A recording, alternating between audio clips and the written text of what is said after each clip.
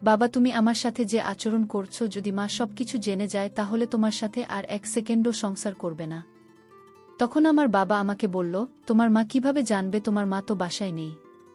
তখন আমি বললাম, কেন না, কোথায় গেছে? তখন আমার বাবা আমাকে বলল, তোমার মা তোমার নানা বাড়ি গেছে। বাসায় শুধু আমি আর তুমি ছাড়া আর কেউ নেই। পুরো বাসায় এখন ফাঁকা, দেখবে তুমি অনেক সুখ পাবে। এই সুখের কাছে পৃথিবীর সব সুখ কেমন যেন তুচ্ছ মনে হবে। আমি তোমাকে কোনো প্রকার কষ্ট দেব না, তুমি শুধু একবার রাজি হয়ে যাও। এই বলে আমার বাবা আমার আরও কাছে আসতে চাইল। তখনই আমি আমার বাবাকে সরিয়ে দিয়ে বললাম, এমন যদি হয় তাহলে পৃথিবীর কোনো বাবাকে কোনো মেয়ে আর বিশ্বাস করবে না। তুমি আমার বাবা আর আমি তোমার মেয়ে, আমাদের মধ্যে এমন সম্পর্ক কখনো হয় না, হতেও পারে না। বাবা, আমি এখনো অনেক ছোট, এত বড় অন্যায় তুমি আমার উপর করো না প্লিজ। কিন্তু এত কথা বলার পরেও বাবা আমার কোনো কথা শুনল না। তখন সে আমার উপর ঝাঁপিয়ে পড়ল। হ্যালো বন্ধুরা, আমি সুস্মিতা রায়। কেমন আছো তোমরা? আশা করি তোমরা সবাই খুব ভালো আছো। আজকে আবার সম্পূর্ণ নতুন একটি বাস্তব ঘটনা নিয়ে চলে এলাম। আজকের ঘটনাটা দূরে কাউকে নিয়ে না, আমার নিজের বাবাকে নিয়ে। তো বন্ধুরা, ঘটনাটা শুরু করার আগে তোমাদের কাছে আমার বিশেষ অনুরোধ, তোমরা যারা এখনও পর্যন্ত আমার চ্যানেলটি সাবস্ক্রাইব করেননি তারা এখনই ভিডিওটিতে একটি লাইক দিয়ে চ্যানেলটি সাবস্ক্রাইব করো। আর কথা না বাড়িয়ে চলো তাহলে ঘটনাটা শুরু করি। আমার সাথে আমার বাবার যে অবৈধ সম্পর্ক হলো সেটা শুরু করার আগে আমার মা বাবা ঘটনাটা একটু বলি, সেটা না হলে তোমরা পুরোপুরি বুঝতে পারবে না। আমার মায়ের নাম অর্চিতা রায়। আমার বয়স যখন 17 বছর তখন আমার বাবার সাথে আমার মায়ের একটা প্রেমের সম্পর্ক হয়। আমার বাবা ছিল এলাকার স্বনামধন্য একজন ব্যবসায়ীর ছেলে, আর আমার মা ছিল খুবই গরিব ঘরের সুন্দরী মেয়ে। আমার মা এতটাই সুন্দরী ছিল যে এলাকায় সব ছেলেরাই আমার মায়ের জন্য পাগল ছিল। সেই জন্য আমার মা আমার বাবার সাথে প্রেম করে, আর তাদের মধ্যে একটা অবৈধ সম্পর্কের সৃষ্টি হয়, যার ফলে আমার মা কিছুদিনের মধ্যে প্রেগন্যান্ট হয়ে যায়। তারপর আমার মা আমার বাবাকে গিয়ে বলে যে আমি প্রেগন্যান্ট, তুমি আমাকে এখন বিয়ে করো। কিন্তু আমার বাবা মাকে অস্বীকার করে সে বলে, আমি তোমাকে বিয়ে করতে পারবো না। তোমার মতো একটা গরিব মেয়েকে আমি বিয়ে করব, এটা তুমি কি করে ভাবলে? তুমি এই বাচ্চাটা নষ্ট করে ফেলে। তখন আমার মা বলে, আমি কোনোভাবেই আমার এই পেটের বাচ্চাটা নষ্ট করতে পারবো না। তাই তুমি আমাকে গ্রহণ না করলেও আমি সেই বাচ্চাটাকে পৃথিবীর মুখ দেখাব না। এসব বলে কান্না করতে করতে আমি সেখান থেকে চলে আসেন। তারপর বাড়ি এসে আমার নানা সব কিছু খুলে বলে। তখন আমার নানা খুব বেড়ে যায় আর আমার মাকে খুব মারধর করে। তারপর আমার নানা বলে, এটা তুই কি করলি? তুই জানিস না তেল আর জলে কখনো মেশে না। তুই এত বড়লোক একটা ছেলের সাথে প্রেম করলি আর অবৈধ সম্পর্ক করলে কেন, যার ফলে এখন তুমি প্রেগন্যান্ট, এটা তুই কেন করলি? তখন আমার নানা আমার মাকে বলে বাচ্চাটা নষ্ট করে ফেলতে, কিন্তু আমার মা তাতে কোনোভাবেই রাজি হয় না। আমার মা তখন বলে, আমি যে কোনোভাবেই বাচ্চাকে জন্ম দেব, এটা আমার নিজের বাচ্চা, আমি বাচ্চাটাকে নষ্ট করতে পারবো না। তখন আমার নানা আমাকে বাসা থেকে বের করে দেয়। নানা বলে, তুই যদি বাচ্চা নষ্ট না করিস তাহলে তুই বাসা থেকে বের হয়ে যা, আমার কাছে তো আর কোনো জায়গা নেই। তারপর আমার মা বাসা থেকে বের হয়ে যায়, কিন্তু এই অবস্থায় সে কোথায় যাবে, কি করবে কিছুই ভেবে পাচ্ছিল না। তখনই হঠাৎ মনে পড়ে তার একটা ছোটবেলার বান্ধবীর কথা। তার নাম চন্দনা। ছোটবেলায় তার খুবই ঘনিষ্ঠ বান্ধবী ছিল। মা তখন সোজা তার বাসায় চলে যায়। সেখানে গিয়ে চন্দনাকে সবকিছু খুলে বলে আমার মা। তখন চন্দনা মানে আমার মায়ের বান্ধবী বলে, ঠিক আছে, এখন থেকে তুই আমার বাসায় থাকবি। তারপর চন্দনার স্বামী যখন বাসায় আসে তখন তাকে চন্দনা সব কিছু খুলে বলে। তখন তার স্বামীও বলে, ঠিক আছে, তোমার বোন হিসাবে মানে আমার স্বামী হিসাবে আজ থেকে সে আমার বাসায় থাকবে। এরপর সেখানেই আমার জন্ম হয়। তারপর আস্তে আস্তে আমি একটু একটু করে বুড়ো হতে থাকি। তারপর আমার মা আমাকে একটা স্কুলে ভর্তি করে। এরপর যখন আমি আস্তে আস্তে বড় হতে থাকি তখন আমার স্কুলের বন্ধুরা আমাকে নিয়ে বাজে বাজে কথা বলতে থাকে। তারা সবাই বলতে থাকে আমি নাকি অবৈধ সন্তান, চন্দনা স্বামীর সাথে নাকি আমার মায়ের অবৈধ সম্পর্ক আছে, আমার নাকি পিতৃপরিচয় নাই। এসব কথা শুনে আমি আমার মাকে সে প্রশ্ন করি আমার বাবাকে। তখন আমার মা বলে, তোমার বাবা মারা গেছে অনেক আগে। কিন্তু আমার সেটা বিশ্বাস হয় না, কারণ বাবার কথা যখনই বলি তখনই আমার মধ্যে কোনো কষ্ট অনুভব হয় না। দেখি অসহ্য একটা রাগ তার চোখে মুখে ভেসে ওঠে। এটা দেখে আমার কিছুটা সন্দেহ হলেও আমার মাকে আমি জোরালো প্রশ্ন করতে পারি না। কিন্তু একটা জিনিস আমি খুব ভালোভাবে লক্ষ্য করছি যে আমার স্কুলের ফ্রেন্ডরা যেটা বলে সেটা কিছুটা হলেও সত্য। আমার মায়ের বান্ধবীর স্বামীর সাথে আমার মায়ের একটা অবৈধ সম্পর্ক আছে। এটা আমি কিছুটা হলেও বুঝতে পারি। তো যাই হোক বন্ধুরা, এভাবে চলতে থাকে আমাদের দিন। দেখতে দেখতে আমিও কিছুটা বড় হয়ে গেছি। এখন আমার বয়স 14 বছর। এখন আমি সবকিছু খুব ভালোভাবে বুঝি। কিন্তু তারপরেও আমার মা কখনো আমাকে একা ছাড়বে না। কারণ আমার মায়ের মনের মধ্যে একটা ভয় আছে যে তার সাথে যেটা হয়েছে সেটা যেন আমার সাথে না হয়। তাই প্রতিদিন সে আমাকে স্কুলে দিয়ে আসে, আবার স্কুল থেকে নিয়ে আসে। কখনো আমাকে একা ছাড়বে না। তারপর হঠাৎ একদিন আমার স্কুল ছুটি হলে আমি দেখি আমার মা আমাকে নিতে আসে নাই। তখন আমি আস্তে আস্তে করে বাড়ির দিকে রওনা দিলাম। আমার মায়ের বান্ধবী মানে চন্দন আসে একটা মাল্টিন্যাশনাল কোম্পানিতে চাকরি করত। সকাল 9টা থেকে বিকাল 5টা পর্যন্ত অফিসে থাকত।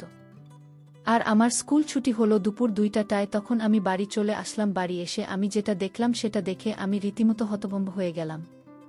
আমি দেখলাম আমার মা আর তার বান্ধবীর স্বামী দুজনেই কাজ করছে। মা তাহলে এই কাজ করার জন্য আমাকে স্কুলে আনতে যায়নি। মাকে অনেক আদর সোহাগ করছে। এখন আমি সাবালিকা হয়েছি, তাই এটা মানে আমি খুব ভালোভাবে বুঝতে পারি আমার মা একটা পরকীয়া সম্পর্কে লিপ্ত হয়েছে। তখন আমি খুব কষ্ট পেলাম। আমি সোজা আমার রুমে চলে গেলাম। সেখানে গিয়ে কান্না করতে লাগলাম। তখন আমি চিন্তা করতে লাগলাম, আমার স্কুলের বন্ধু বান্ধবীরা আমাকে যে কথাগুলো বলতো সেগুলো আজকে সত্যি প্রমাণিত হলো। আমার মা সত্যিই একটা পরকীয়া সম্পর্ক আছে তার বান্ধবীর স্বামীর সাথে। এসব ভেবে আমি খুব কষ্ট পেতে লাগলাম। কিন্তু আমার মাকে আমি কিছুই বুঝতে দিলাম না। তারপর তারা তাদের কাজ শেষ করে মা আমার রুমে আসলো। এসে আমাকে দেখে সে অবাক হয়ে গেল। তখন সে আমাকে বলল, কি রে মা, কখন আসবি তুই? তখন আমি তার সাথে কোনো কথাই বললাম না। তখন সে কিছুটা হলেও অনুভব করতে পারল যে আমি তাকে দেখে ফেলেছি। তাই তখন সে আমাকে বলল, তুমি যদি কিছু দেখে থাকিস তাহলে খবরদার সেটা তো চন্দনা আন্টিকে বলবি না, ঠিক আছে? আর যদি বলিস তাহলে কিন্তু আমাদের এই ঘর থেকে বের করে দেবে। তখন আমাদের মাথা গোজার মতো কোনো জায়গা থাকবে না। তখন আমার মার প্রতি আমার প্রচুর ঘৃণা হতে লাগল। তখন আমি এটাও বুঝতে পারলাম যে মা যেটা বলছি এটা ঠিক, চন্দনা আন্টি যদি কিছু জানতে পারে তাহলে আমাদেরকে ঘর থেকে বের করে দেবে। তাই আমি আন্টিকে কিছু বললাম না। কিন্তু ভিতরে ভিতরে আমি প্রচুর কষ্ট পেতে লাগলাম। এভাবে আরও কিছু দিন কেটে গেল। তারপর হঠাৎ একদিন আমার স্কুল ছুটি হলে আমি যখন বাসায় আসব তখন আমি দেখি আমার মা একটা পুরুষের সাথে কথা বলছে। তাদের কথাবার্তা দেখে কেমন জানি মনে হচ্ছে সেই লোকটা মায়ের কাছে ক্ষমা চাচ্ছে। আমি কিছুই বুঝতে পারলাম না লোকটাকে কেন মায়ের কাছে ক্ষমা চাচ্ছে। আমি এটা কিছুই বুঝতে পারলাম না। তারপর আমি যখন তাদের কাছে গেলাম তখন হঠাৎ আমাকে দেখে মা আমাকে বলল, এই হলো তোর বাবা। তখন তাকে দেখে রাগে আমার পুরো শরীর চলতে শুরু করল। তখন আমি তার সাথে কোনো কথা বললাম না। আমি আমার মায়ের হাতটা ধরে সোজা বাসায় চলে আসলাম। তখন সে আমার মায়ের হাতে একটা ফোন নাম্বার দিয়ে বলল, তুমি যদি আমার কথায় রাজি থাকো তাহলে আমাকে ফোন করবে। তারপর আমি মাকে নিয়ে সোজা বাসায় চলে আসলাম। বাসায় এসে মাকে আমার রুমে আমার পাশে বসলাম। তখন আমি মাকে প্রশ্ন করতে থাকলাম, মা তুমি যে বলেছিলে আমার বাবা মারা গেছে, তাহলে এই লোকটা আমার বাবা হয় কি করে? তখন আমার মা আমাকে সবকিছু খুলে বলল। তখন সবকিছু শুনে আমি আমার মাকে জড়িয়ে ধরে কান্না করতে শুরু করলাম। তখন আমি বললাম, মা তুমি আমার জন্য এত বড় ত্যাগ স্বীকার করেছ। আজকে আমাকে জন্ম দেবার জন্য তোমার বাবা তোমাকে তাড়িয়ে দিয়েছে।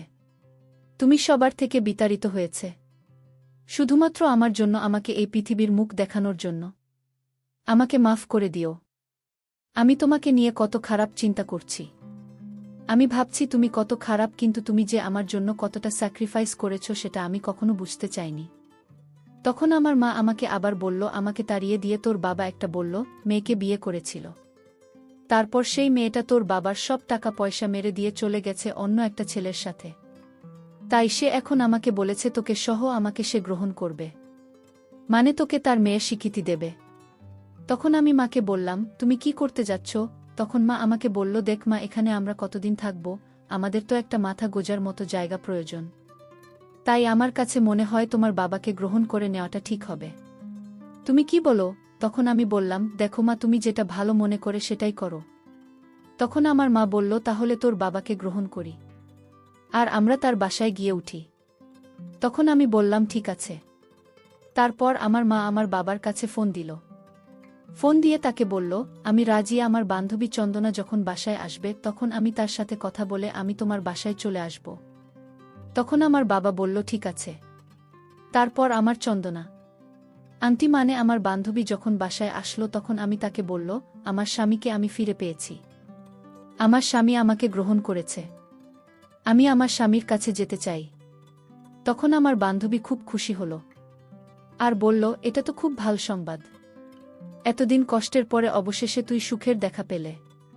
তারপর দেখি আমার মা চন্দনা আংটি স্বামীর সাথে কথা বলছে। তাদের কথা বলতে দেখে আমি বুঝতে পারলাম তারা পরকীয়ার সম্পর্কটা এখনও চালিয়ে যেতে চায়। তারপর আমি আর আমার মা আমার বাবা বাসায় চলে গেলাম। আমার বাবা আমাদেরকে দেখে অনেক খুশি হলো, কিন্তু আমার বাবার ওই সুন্দর চেহারার ভিতরে একটা নরপিচাস বাস করত। সেটা আমি তাকে দেখে বুঝতে পারি নাই। তার আসল চেহারাটা আমি কিছুদিন পরে দেখতে পেলাম। সে তো আমার জন্মদাতা পিতা, সে আমাকে লালন পালন না করলেও তো সে আমার জন্মদাতা পিতা। তাই আমি তাকে বাবার চোখে দেখতাম সবসময়। এদিকে আমি তো সাবালিকা হয়ে গেছি, আমার বডি ফিগারের গঠনও অনেক বড় বড় হয়ে গেছে। এটা দেখে আমার বাবা সবসময় আমার দিকে অন্যরকম দৃষ্টিতে তাকিয়ে থাকত। সেটা আমি অনেক সময় খেয়াল করেছি, কিন্তু কখনো কিছু মনে করিনি, কারণ সে তো আমার জন্মদাতা পিতা।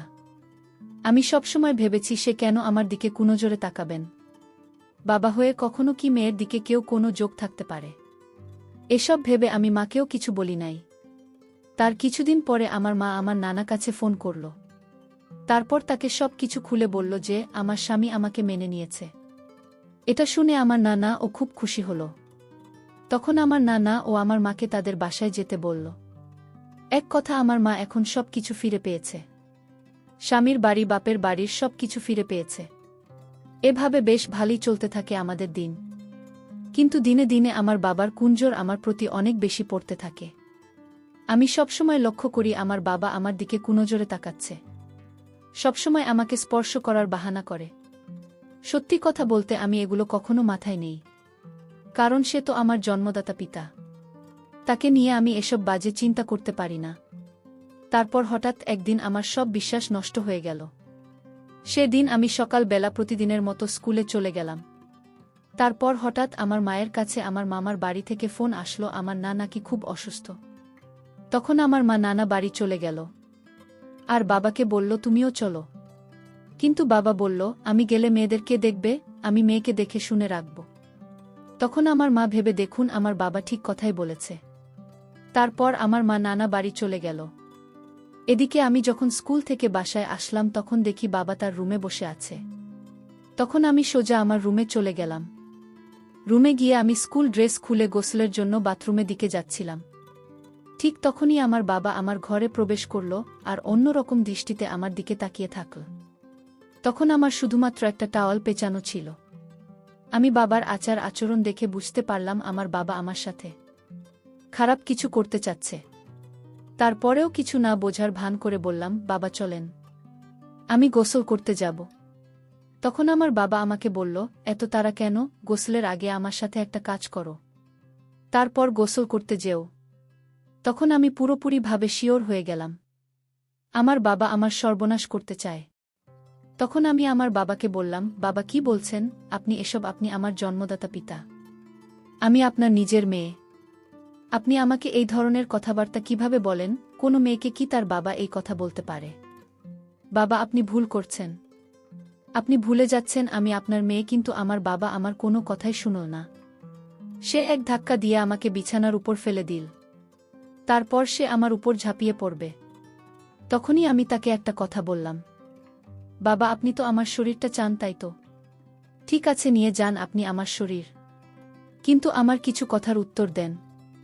তারপর আপনি আমার ভোগ করেন।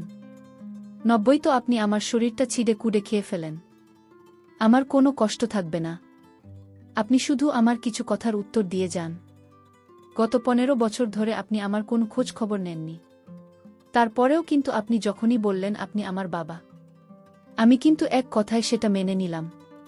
কারণ আপনি আমার জন্মদাতা পিতা, আমি আপনাকে কিভাবে অস্বীকার করে বলেন? আপনি এটা অস্বীকার করতে পারবেন না যে আমি আপনার জন্ম দিয়া মেয়ে।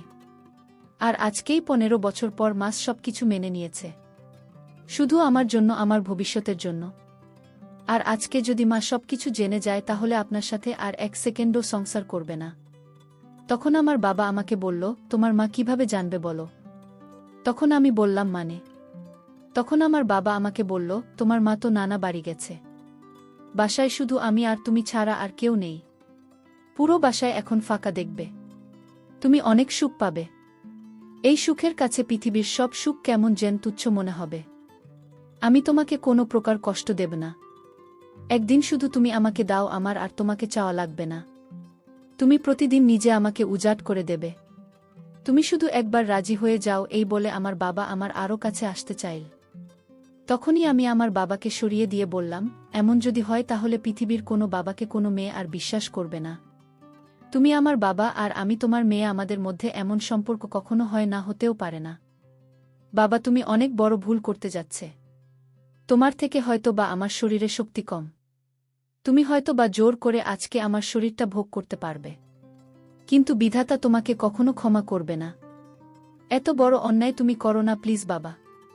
তুমি কি জানো একটা মেয়ের জন্য সবথেকে সেফটি জায়গা কোথায়? একটা মেয়ের জন্য সবথেকে সেফটির জায়গা তার বাবা। আর সেই বাবা যদি তার মেয়েকে ভোগ করে তাহলে পৃথিবীর সব মেয়েদের বাবার উপর থেকে বিশ্বাস উঠে যাবে।